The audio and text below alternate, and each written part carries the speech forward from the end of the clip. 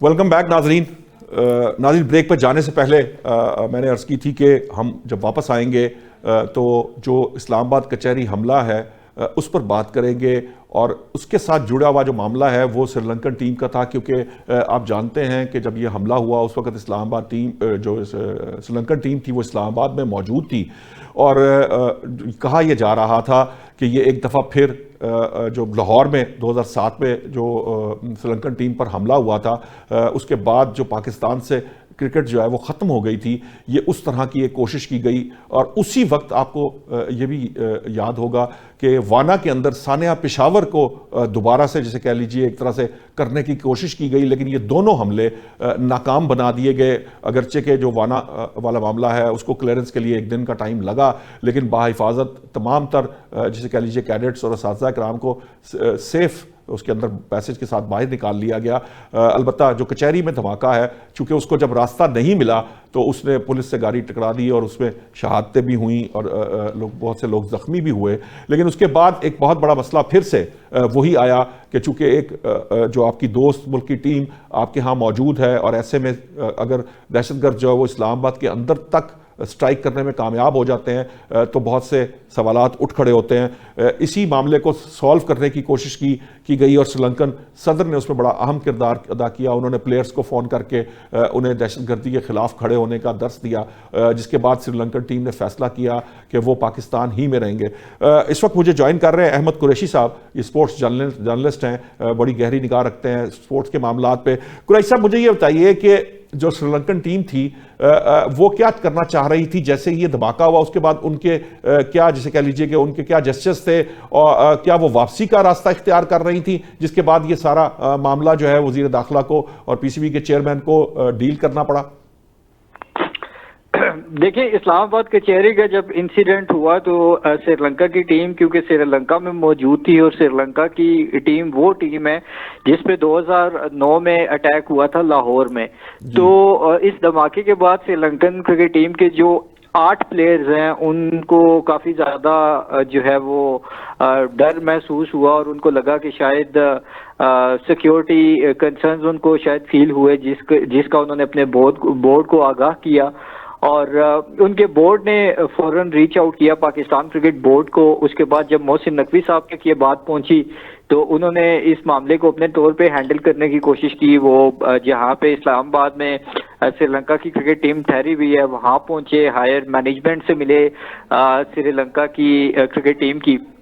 اس کے ساتھ ساتھ مین وائل محسن نقوی صاحب نے جو سری لنکن کرکٹ بورڈ کے ہائی آفیشیل سری لنکا میں موجود ہے ان کو ریچ آؤٹ کیا, ان سے بات کی. پھر آج جس طرح سے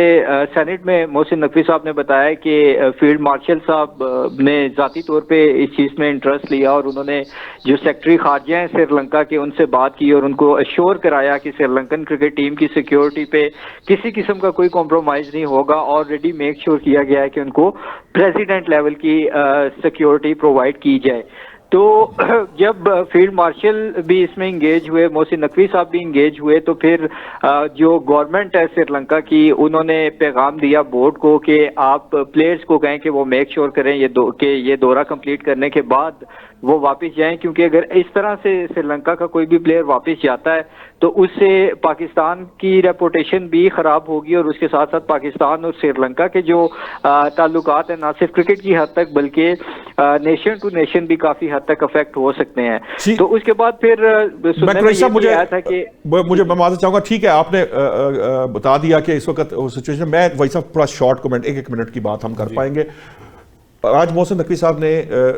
اسمبلی فلور پہ کہا کہ ان دونوں حملوں میں وانا بھی اور اس میں افغانستان ملوث ہے. اب جو سچویشن اس وقت ہے, آپ کو لگتا ہے کہ پاکستان کے پاس اب انتہائی قدم کے علاوہ کوئی چارہ نہیں, یا آپ کو لگتا ہے کہ مذاکرات جو ہے اس کی راہ ابھی بھی, کیونکہ ترکیے کے صدر نے بھی اعلان کر رکھا ہے؟ شاہ صاحب میں سمجھتا ہوں کہ کبھی بھی مذاکرات کا دروازہ بند نہیں ہونا چاہیے. یہ ساتھ ساتھ جو بھی ہے اس کا جواب بھی دیں, لیکن مذاکرات کا دروازہ کبھی بند نہیں ہونا چاہیے, کیونکہ ہماری اصل جن سے دشمنی ہے, کیونکہ یہ جو دہشت گردی جو ابھی ٹیم کی موجودگی میں بھی ہوئی ہے, میں سمجھتا ہوں کہ اس کا اصل تانا بانا وہ وہیں جا کے ملے گا جو ہمارا اصل دشمن ہے. ہمارا فوکس ادھر ہونا چاہیے. میں سری لنکن ٹیم کو یہاں پہ خراج تحسین پیش کرتا ہوں, ان کے بورڈ کو, ان کے کپتان کو, جنہوں نے یہ کہا ہے کہ ہم دہشت گردی کا جواب دہشت گردی سے نہیں, کھیل سے